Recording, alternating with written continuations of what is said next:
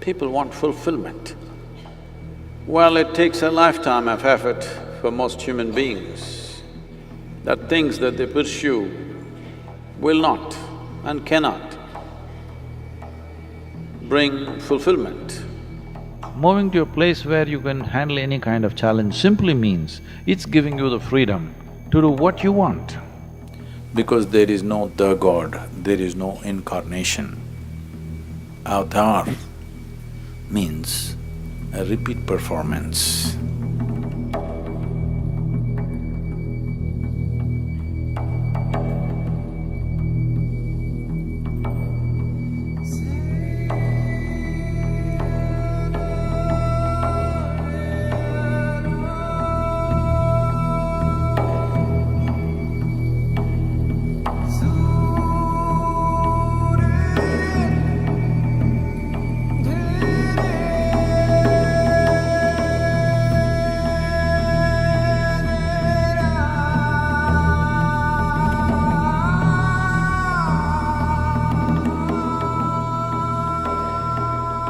For the same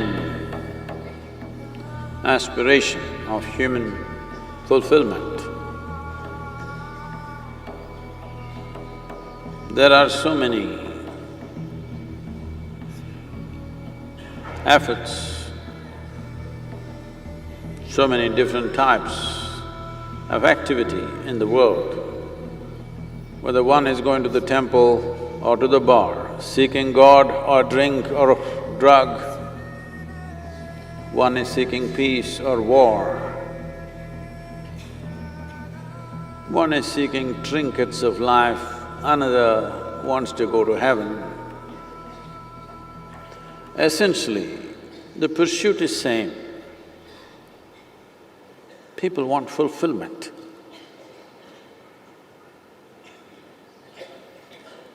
Well, it takes a lifetime of effort for most human beings, that things that they pursue will not and cannot bring fulfillment. Samyama is not an effort to fulfill yourself,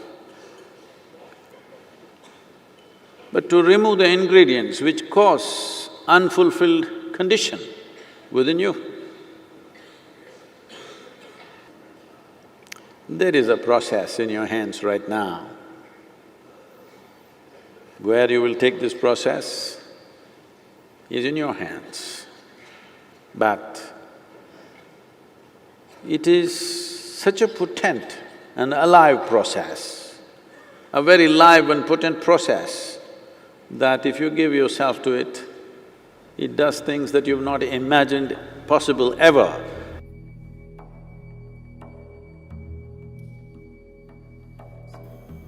About spiritual process being fragile,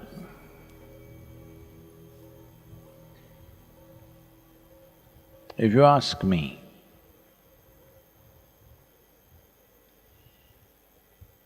your spiritual process is more often challenged here in the ashram than in some other city.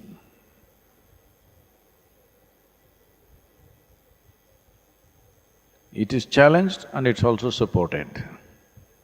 That's important. You simply challenge, people may feel defeated. It must be constantly challenged and it must be also supported and nursed. Both are needed. As I said, some nursing is also needed, some challenge is also needed. Both are needed. There's no challenge, just nursing, you will grow up very weak. Only challenge, no nursing, you may break. It's a balance. Is there a perfect balance? There's no perfect balance, everybody balances somehow. So,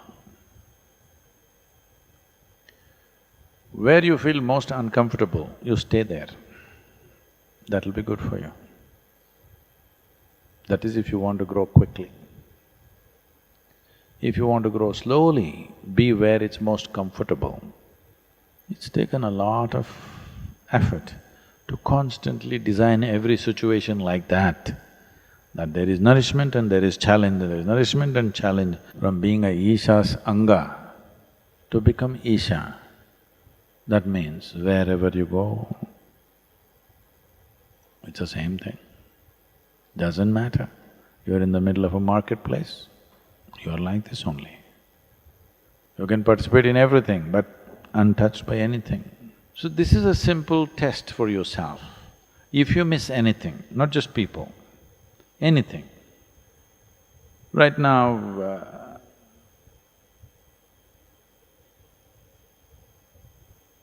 anything that we are used to, food, comfort, this or that, we thoroughly enjoy it. But when it's not there, we don't miss it.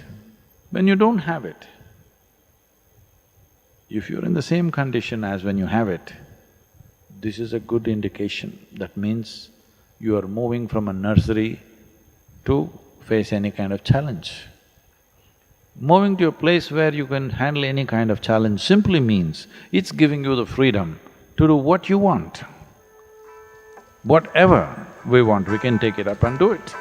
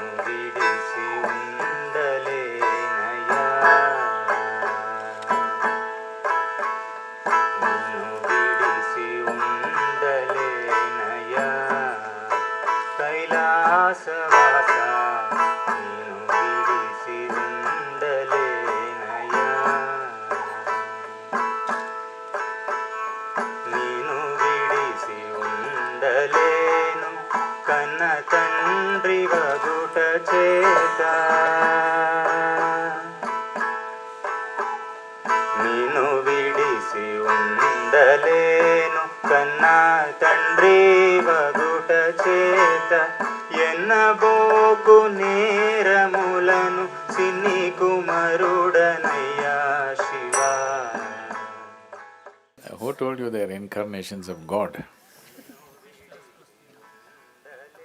No, you must understand this. See, the idea of the God only comes from the three Abrahamic religions.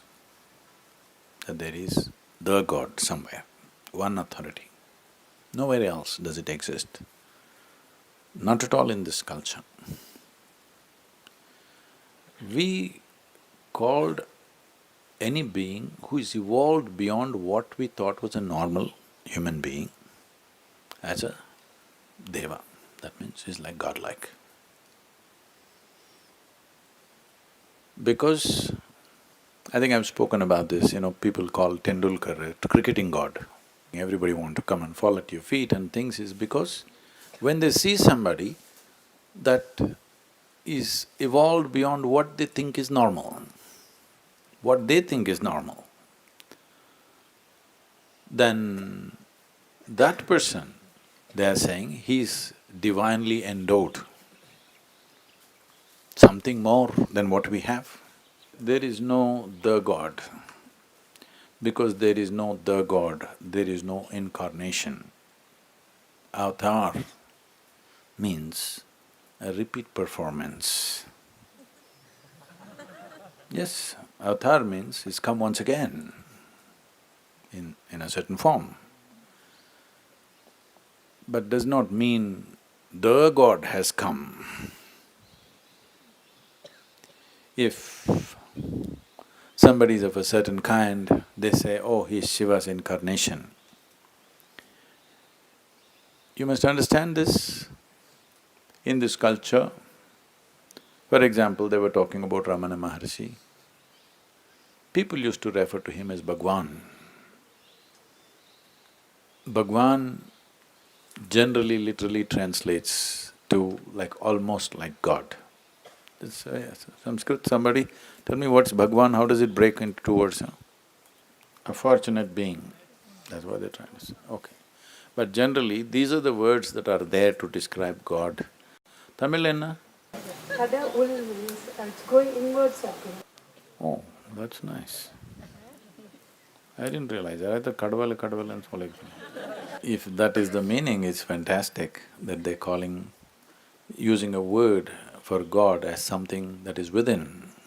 In the dictionary it has been said like that, one who had overcome the self or existence. If that is a dictionary meaning, it's a wonderful, absolutely fantastic meaning. Always they're referring to God as one who's transcended his own self. Fantastic. So these are the kind of the words that are there. There is no the God anywhere in these languages or in this culture. So when you… in the question when you say, how did the incarnations of God come here? They didn't come here, they were here and they transcended their self and they became Kadavul.